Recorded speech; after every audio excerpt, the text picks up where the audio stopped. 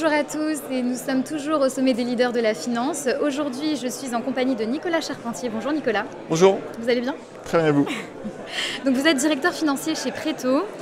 Preto, pour rappel, c'est le courtier immobilier 100% en ligne et digitalisé qui simplifie l'achat immobilier. Est-ce que, Nicolas, vous souhaitez nous en dire un petit mot? Oui, peut-être pour donner un peu plus de contexte sur Preto. L'entreprise a été fondée en 2017, donc on est une fintech assez récente. Aujourd'hui, on compte à peu près 200 collaborateurs. On a connu une très forte croissance par le passé, ce qui nous a contraint de mettre en place des outils adaptés et rapidement pour suivre l'évolution et la croissance. Et justement, les outils, c'était le sujet phare de votre conférence que vous avez animée, le panel DAF 3.0, choisir les bons outils. Alors effectivement, la digitalisation de la direction financière n'a cessé de croître au cours des dernières années, avec une multiplication constante des outils à disposition. Comment et jusqu'où la tech peut-elle véritablement aider la direction financière? Reste-t-il des points de blocage pour passer le cap d'une direction financière 3.0?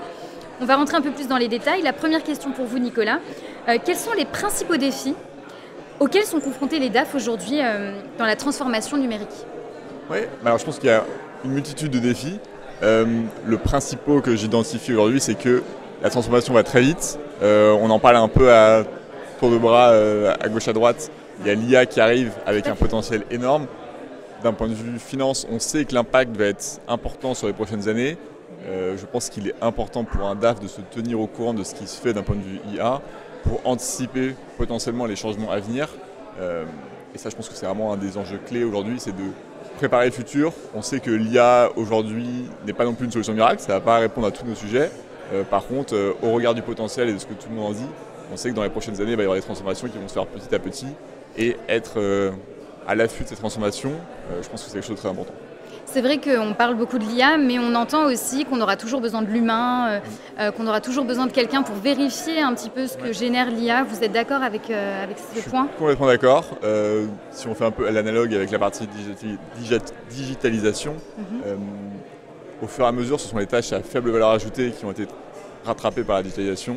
Je pense qu'avec l'IA, ça va être la même chose en un petit peu plus poussé. Donc il y aura toujours besoin d'un humain derrière.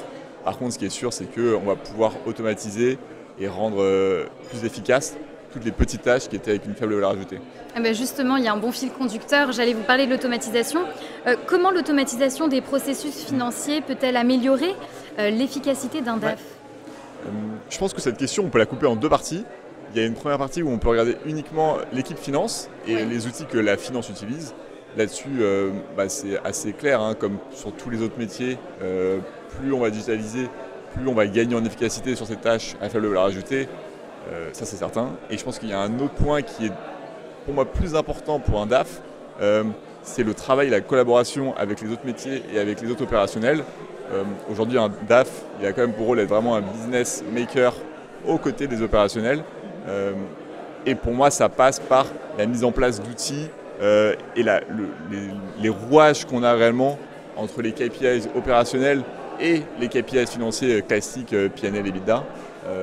Et travailler sur ces rouages, cette transparence avec le top management de son entreprise, je pense que c'est un véritable enjeu et qui fera vraiment monter en puissance les DAF dans le futur.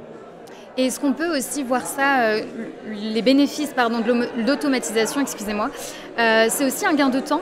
On peut le voir aussi comme ça, un gain de temps considérable sur des tâches rébarbatives, avec une valeur ajoutée moindre.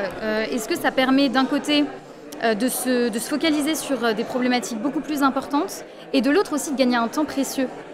Est-ce que vous le voyez comme ça? C'est le premier enjeu est exactement celui que vous venez de décrire.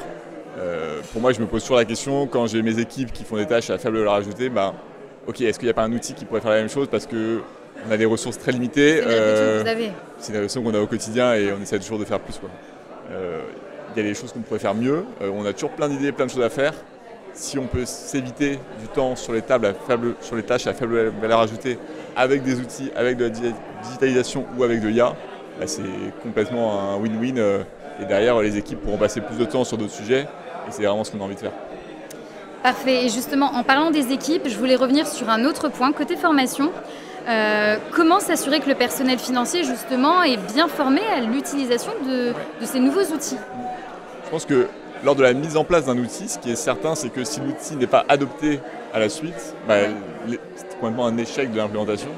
Et c'est exactement ce qu'on veut éviter. Il est du coup, je pense, assez important d'associer les opérationnels très tôt dans le process quand on choisit de mettre en place un nouvel outil. Ça ne doit pas être une décision unilatérale du DAF qui dit « Ah, cet outil est bien, je le veux ». Non, c'est le DAF plus les opérationnels qui doivent se mettre d'accord. Comprendre du coup bien le cahier des charges des opérationnels, ce pourquoi on va mettre en place l'outil et ce à quoi il doit répondre.